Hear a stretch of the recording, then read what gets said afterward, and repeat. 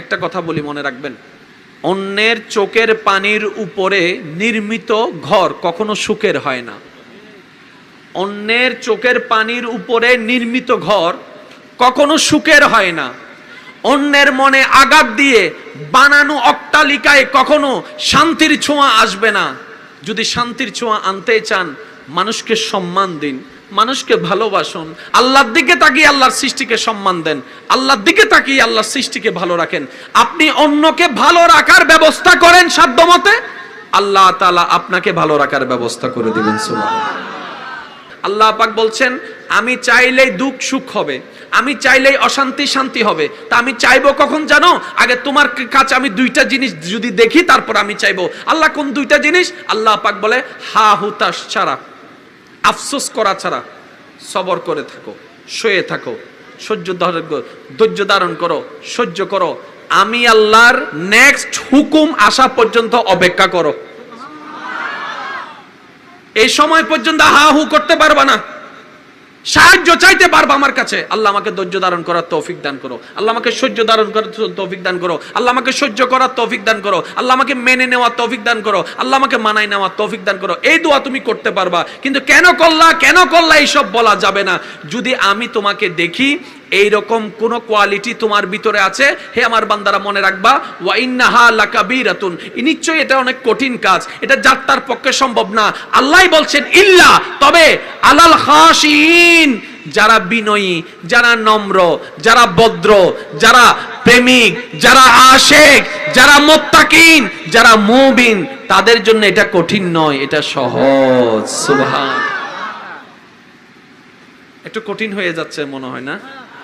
কারণ এটা তো বুঝতে হবে, কারণ জীবন যেহেতু আমাদের আছে, এটা আমাদের বুঝতে হবে, দ্বিতীয় কোনো উপায় নাই। তো গুড়ারও জীবন আছে, বুড়ারও জীবন, জোয়ানেরও জীবন আছে, বুড়ারও জীবন, পুরুষের জীবন আছে, নারীরও জীবন। জীবন যাদের আছে, আয়াতটা তাদের জন্য।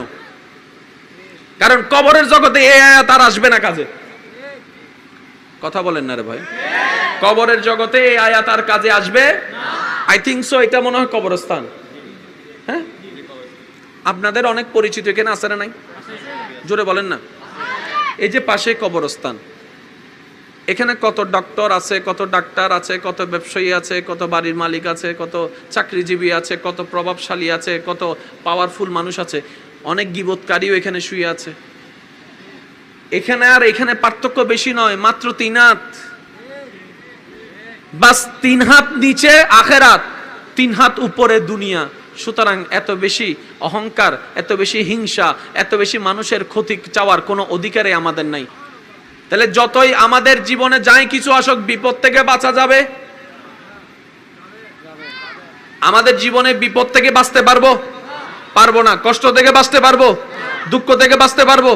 দুশ্চিন্তা থেকে বাঁচতে পারবো? কোনো কিছু থেকে রেহাই কেউ পাওয়ার সুযোগ নাই যতদিন দুনিয়াতে আছি। তাহলে আমাদেরকে এই ধৈর্যকে আপন করা ছাড়া দ্বিতীয় কোনো উপায়। তাহলে আজকে থেকে কি করব? যখনই কোনো বিপদ আসবে, এবার আল্লাহ তাআলা অন্য আয়াতের মধ্যে বলে, ওয়ালানাবলুওয়ান্নাকুম বিশাইইন মিনাল খাউফি ওয়াল জুই ওয়া নাকসিন মিনাল আমওয়ালি ওয়াল আনফুসি ওয়াস সামারাত ওয়া বাশশিরিস সাবিরিন আল্লাযিনা ইযা আসাবাতুহুম মুসিবা ক্বালু ইন্না লিল্লাহি ওয়া ইন্না ইলাইহি রাজিউন। সুবহানাল্লাহ। আরেকটু জোরে, সুবহানাল্লাহ। আরেকটু জোরে, সুবহানাল্লাহ। আমি আপনাদেরকে একটু কষ্ট দেব, একটু অনুমতি আছে তো? আপনি একটু সামনে আসেন। মোবাইলটা কার?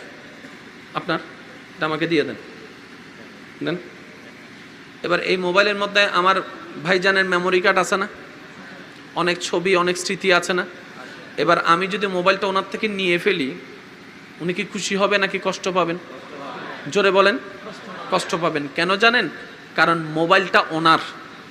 উনি মনে করেন, উনি জানেন মোবাইলটা আমার, অর্থাৎ উনি বলবে মোবাইলটা আমার। তা আমার মোবাইল যেহেতু হুজুর নিয়ে ফেলছে, সুতরাং আমার তো কষ্ট লাগবেই। ঠিক আছে, এবার এটা একটু হাতে রাখেন। আমার মোবাইলটা আপনি একটু রাখেন। এবার কি উনি কোনো কষ্ট পাইছে? কষ্ট পাইছেন? খুশি হয়েছে কি হয় নাই? ভাইয়া 2 দিন পর আমি আমার ভাইকে বললাম, ভাই আমার মোবাইলটা দেন। এবার কি উনি কষ্ট পাইছেন?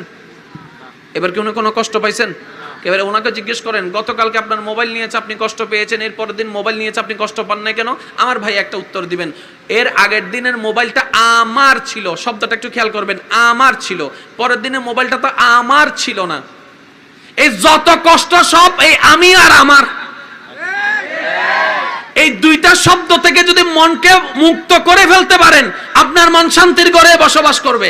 এবার বলেন, বাবা মারা গেলে কি পড়েন? ইন্না লিল্লাহি ওয়া ইন্না ইলাইহি রাজিউন। মা মারা গেলে কি পড়েন? ইন্না লিল্লাহি ওয়া ইন্না ইলাইহি রাজিউন। অমুক মারা গিয়েছে, অনেকের ক্ষতি হয়েছে। এতগুলো আয়াত থাকতে আল্লাহ পাক আমাদেরকে এই আয়াতটা কেন পড়তে বলেছেন? যদি একটু ভাবার নিয়তে আমরা কখনো কল্পনা করতাম, তাহলে আমাদের জীবনের অনেক প্রশ্নের উত্তর এখানেই আছে।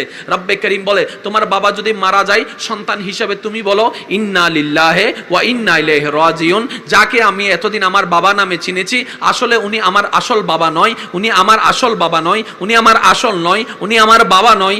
আমার বাবা যতটুক উনি আমার বাবা যতটুক, এর চাইতে ওনার আসল পরিচয় হচ্ছে উনি আল্লাহর বান্দা। তো আল্লাহর বান্দাটা ইন্না লিল্লাহি, নিশ্চয় আমার বাবাটা আল্লাহর জন্য, ওয়া ইন্না ইলাইহি রাজিউন, এবং আল্লাহর মাল, আল্লাহর সম্পদ আল্লাহর দিকে চলে গেছে, যেটা আমরা চট্টগ্রামের ভাষায় বলি আল্লাহর সম্পদ আল্লাহ নিয়ে গিয়েছে। আল্লাহ পাক কি শিখাচ্ছেন? বান্দারে তোমার বলতে কিছু নাই, সুতরাং কিছু হারাইলে মন খারাপ করারও কিছু নাই, দিয়েছিও আমি, নিব আমি।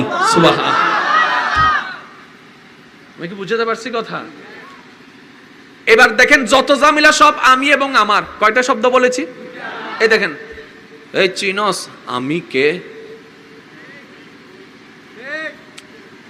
আমি মনে হয় আপনাদেরকে বোঝাতে পারতেছি না, নাকি আপনারা সব শীতে জমে গেছেন? শেষ, সময় শেষ, আর মাত্র 5 মিনিট, তারপরে বিদায় নিচ্ছি আপনাদের থেকে। না, আপনাদের এইরকম চাই একবার না আস্তে করে হন চাই মারহাবা, আরেকখানা সোড়ো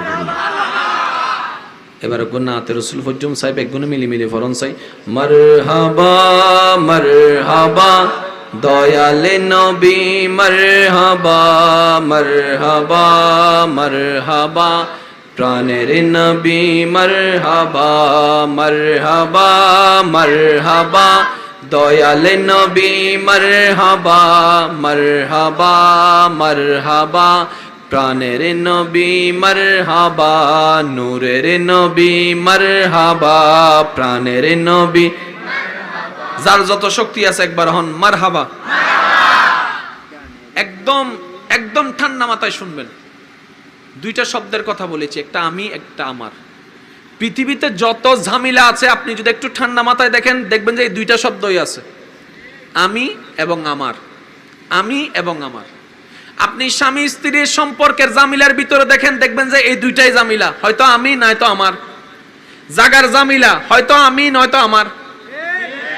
ব্যক্তিগত জামিলা হয়তো আমি নয়তো আমার। টাকার জামিলা হয়তো আমি নয়তো আমার। সুন্দরের জামিলা হয়তো আমি নয়তো আমার। শিক্ষাগত যোগ্যতার ঝামেলা হয়তো আমি নয়তো আমার। ব্যবসার জামিলা হয়তো আমি নয়তো আমার।